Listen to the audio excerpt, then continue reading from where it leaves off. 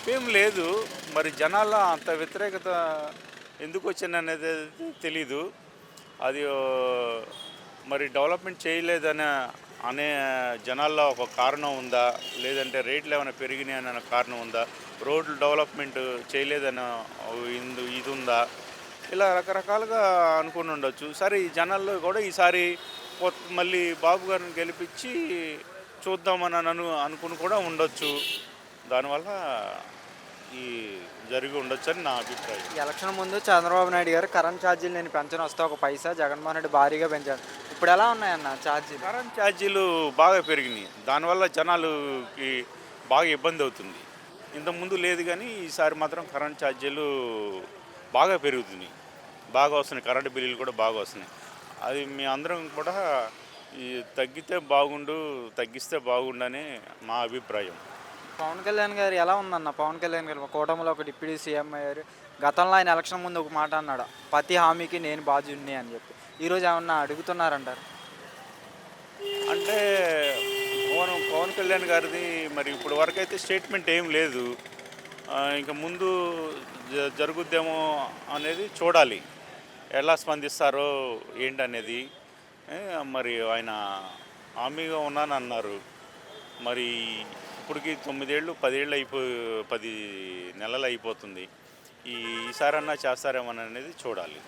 Jaganmohan Reddy election ముందు మీ భూములు లాగేసుకుంటాడు, land టైటింగ్ act అని చెప్పి ఒక యాక్ట్ ఉంటే, ఆ యాక్ట్ జగన్మోహన్ రెడ్డి వస్తే భూములు లాగేసుకుంటారా అని చెప్పారు. రీసెంట్గా పురంధేశ్వరి గారు ఇది సెంట్రల్ గవర్నమెంట్ ప్రాజెక్టు, దీనివల్ల మంచిగా జరుగుద్ది అని చెప్పి కూడా ఇప్పుడు మాట్లాడుతున్నారు.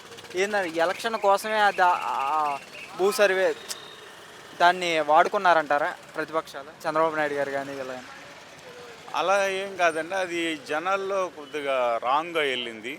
అది ఎలక్షన్ ముందు తీసుకొచ్చారు ఆ యాక్ట్ని. అది ఏంటంటే జనాలు కూడా వాళ్ళకి అర్థం కాలేదు. దానివల్ల భూములు వెళ్ళిపోతాయేమోనని కొద్దిగా భయపడ్డారు. ఆ యాక్టు ఎలక్షన్ ముందు తీసుకురాకుండా ఉంటే అది బాగుండేది. దానివల్ల భూములు వెళ్తాయి వెళ్ళిపోతాయి అనేది కాదు కానీ, అది ఇక్కడోళ్ళు మాత్రం జనాలు స్వాగతించాల ఆ యాక్టుని. జగన్మోహన్ రెడ్డి మళ్ళీ సీఎం అయ్యే అవకాశాలు ఉన్నాయంటారు లేవంటారు? అది చెప్పలేమండి. అది ఎట్లా చెప్తాం? మళ్ళీ ఆ టయానికి ఈ ఈ గవర్నమెంట్ మీద ఏమన్నా వ్యతిరేకత ఏమన్నా వస్తే జనాల్లో, మళ్ళీ జగన్ గారి మీద ఏమన్నా సానుకూలత ఉంటే వస్తే రావచ్చు.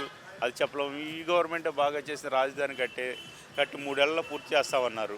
పూర్తి చేసి డెవలప్మెంట్ చేసి చూపిస్తే వస్తే రావచ్చు. అదే ఇంకా 11 నెలలు అవుతుంది కానీ నెక్స్ట్ నేనే వస్తా, మీ కష్టాలు నేను తెలుసుకుంటా, మళ్ళీ తీరుస్తా, ఆ గతంలో నేను కొన్ని మిస్టేకులు చేసి ఉంటాను, ఆ మిస్టేక్ ఈసారి చేయను అని చెప్పి గట్టిగా మాట్లాడుతున్నాడుగా చంద్రబాబు జగన్మోహన్ రెడ్డి గారు. అది ఎట్లా అది ఇప్పుడే చెప్పలేమండి. ఇప్పుడు 10 నెలలు 11 నెలలే కాబట్టి ఇక ముందు ఎలా ఉంటుందో ఏంటనేది మనం చెప్పలేము. పాదయాత్ర అంటే ఆల్రెడీ చేశారు కదా. పాదయాత్ర ఇంకా నాకు తెలిసి ఇంకా ఉండకపోవచ్చు. అది బస్సు యాత్ర అలాంటివి ఉండొచ్చు. జనాల్లోకి వెళ్ళొచ్చు. వెళ్తే జనాల్లో మాత్రం జగన్ గారికి ఆదరణ ఉంది. జనాలు నమ్మకం ఉంది.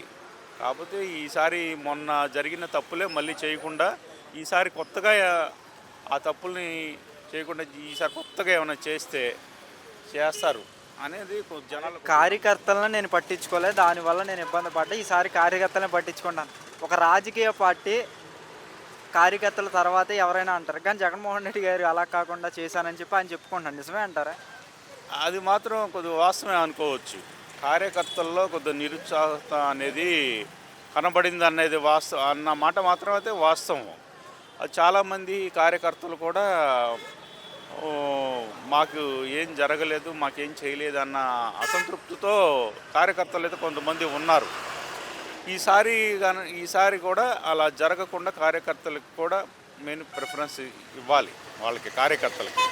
ఎందుకంటే పార్టీ కోసం కష్టపడేది వాళ్ళే, తిరిగేది వాళ్ళే, అన్నీ చేసేది వాళ్ళే కాబట్టి కొంత వాళ్ళకి మేలు చేయాలి కార్యకర్తలు అన్న వాళ్ళకి.